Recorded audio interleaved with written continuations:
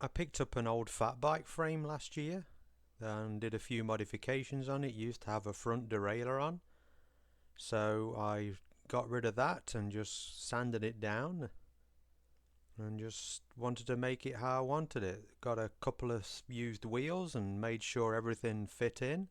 Then I took all the paint off the frame, primed it, sanded it, and then painted it just with a rattle can, and the orange didn't turn out too bad. I had a couple of little runs in it, but the garage was a little cold when I did it. But again, just a learning curve really.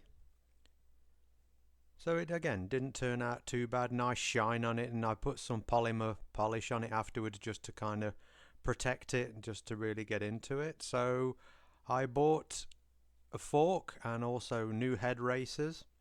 So with this, a little bit of grease around the cup just to make sure they just slide in, and again the frame's aluminum, so corrosion shouldn't be an issue because the cups are painted. And always when you fit these cups, they never go in square. What I used to put these cups in is I've just got an old axle and some spacer washers. I like the axles because they're a very fine thread.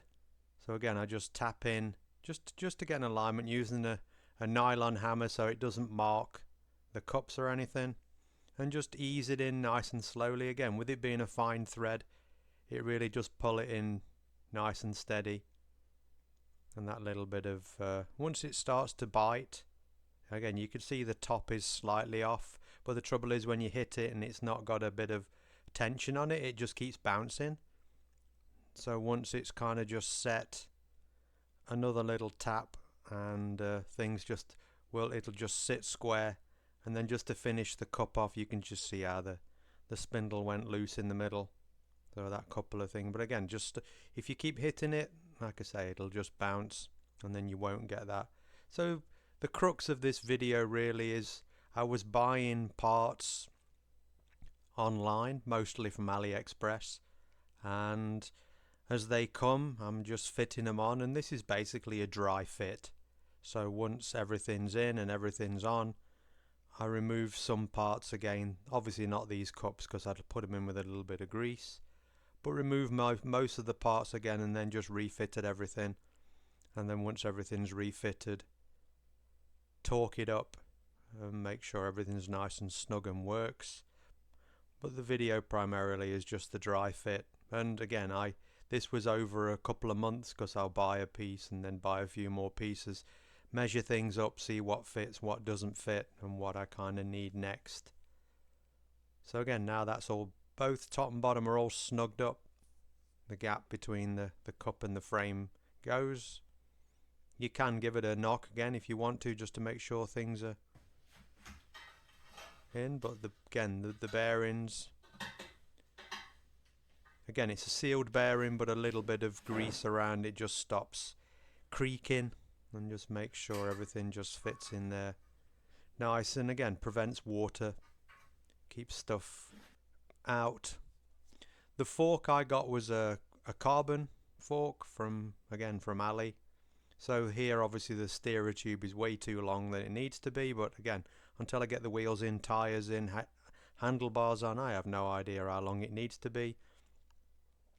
So just this dry fit, put everything in, put a couple of spacers on to give me an idea of where I need to be. And again just the stem just holds that in. Again, just wanted to make sure was a good fit on the top and the bottom. So same with the wheel. The fork I bought was actually a boost fork, which is wider than a standard fat bite fork, so I ended up having to buy, it's 15mm wider, so I ended up having to get some 7.5mm spacers, which again, people always say, oh, don't do it, but if it's a customer bike, it's a pain when you take the wheel out. But for me, it's not really a problem. But you can get these 15mm internal diameter spacers, 20mm OD on them, and again they're just 7.5mm wide, but once they're in, that just snugs the wheel up. The problem then is now the wheel's got a spacer, the rotor's in the wrong position, so I had to buy a 5mm and a 2.5mm spacer, put them in, and again that just spaces the rotor off. I painted them black, you can just see them down inside there. So that just spaces the rotor out enough so the brake caliper will align, otherwise the brake caliper never will. I got some carbon bars, again from Ali. The packaging they came in weighed more than the bar. Again, not super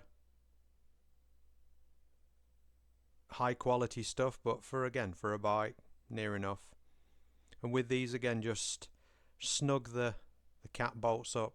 Always when you're snugging cap bolts up, don't tighten one and then follow along with the others. Tighten them all a little bit each till it starts to bite, and then just watch your gap top and bottom.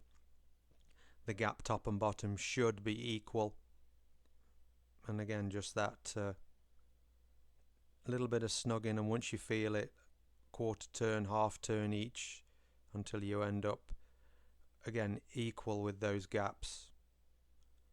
And like I say, once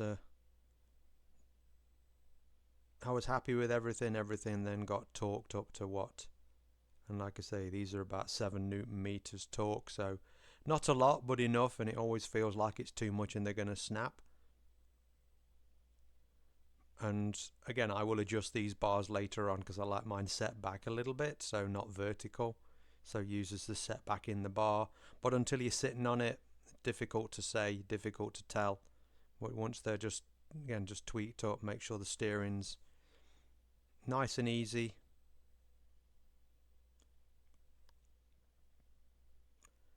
So need a proper spacer. Again, I was using a 180 rotor in the front, so the spacers are marked 180, 160, so you have to fit it in the correct orientation. They'll always say up as an arrow on it. I had to grab some different bolts to make this fit because they wouldn't go in. The originals wouldn't go in because there was like a countersunk hole in, so the cap of the bolt had to fit into the hole, and they were standing proud. So again, just put these on, nip these up. I'm using Shimano hydraulic brakes for this. So again, ready set up, ready bled, one less thing to do. But once they get mounted onto the bar, I had to loosen the hydraulic hose off a little bit on this one later, just because the line kind of wanted to do its own thing. So when I was trying to align it up with the caliper, the line was kind of poking in a funny direction, so I just carefully loosened it, just tweaked the pipe, didn't introduce any air or lose any fluid. Again, just this dry fit to make sure everything, and again just make with the spacing of the rotor once the caliper's home, just to make sure I get clearance on the pads and it's not rubbing either way, so everything works and is going to work like it should.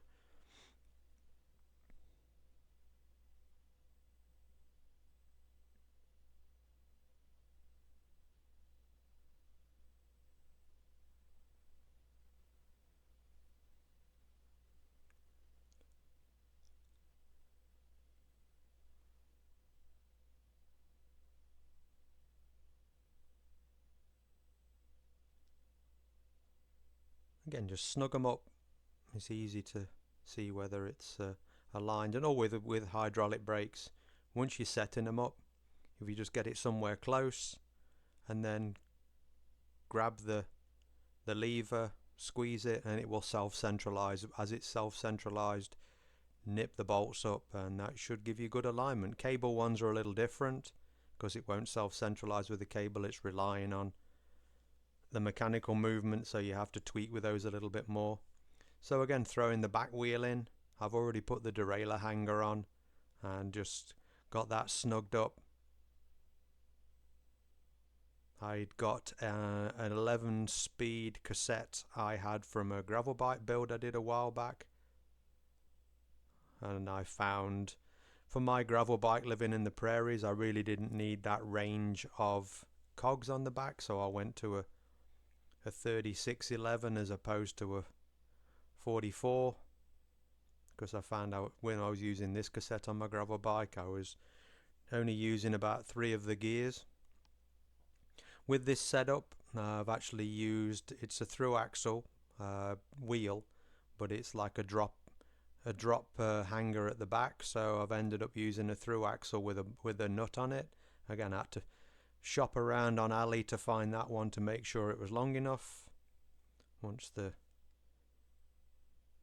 11 speed compatible derailleur goes on.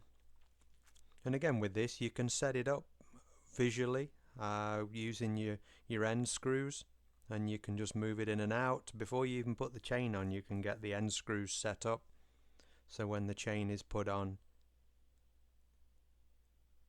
one less job to do once you've set the B screw up. So same thing with the back. This brake rotor, basically there's no alignment needed because it's the same as the OEM. Put the spacer on, again using a 180 disc rotor on the back as well. Same thing with the bolts, just because of that set in. I just had to find a couple of M6s that worked. Again, wanted to keep the heads black as well. And this caliper came with the 2 mounting bolts for the brake. Luckily I was expecting with the rear brake setup to actually have to cut the hose and bleed it, but fortunately it was bang on the right length. So obviously the width of the bars and everything else just worked in my favour, but sometimes again you have to cut the pipe to length, because they generally come in a generic length. More often than not you don't need to bleed them with a proper bleed kit, because once you cut the hose, if you keep the hose up and the caliper up so the fluid doesn't pour out, you can pretty much get away without bleeding it. Just be careful not to let all the fluid out, because it'll self vacuum in the lever end master cylinder. And again, once I just kind of install the shifter there, again not really sure how wide I'm going to have the bars, so I'm just putting the shifter on just to kind of give me an idea. Same with the lever. Again, all these things can be tweaked, because I've got to clip up the lines too. There's little hangers, and I use this proper little C-clips, plastic C-clips. Again, the shifter comes with the inner cable into it, so I just had to measure up my outer cable was going to look like generally. So I just buy outer cable by 10-meter rolls, and once I've got it kind of strung up and in the general direction, it's pretty give yourself a little bit of slack on the back so you've not got a tight curve, otherwise that can drag the cable and affect your shifting. But again, once that's got it and you keep your finger on, or you can use a white marker pen, a couple of proper pliers to snip it off. And again, remember, brake cable and gear shift cable are 2 different things. A brake cable will be spirally bound, and a gear shift cable will have metal that runs longitudinally, so it doesn't compress when you're shifting and affect that. Pop those couple of plastic ends on, and then now again you can thread the inner cable down. Just again, make sure you're in bottom gear. Put the cable in. Once you press it a couple of times, the cable, again, the ends are going to naturally compress a couple of millimeters as everything gets tightened, but just make sure it works. Once the chain's on again, all this will have to be adjusted out. And here's the finished article. So I got some used tyres off Kijiji, some nice Bulldozers 4.7s. This is everything rebuilt now, done. Again, I used a single crank, hollow crank, again AliExpress, outboard bearings, orange bar grips, worked out okay.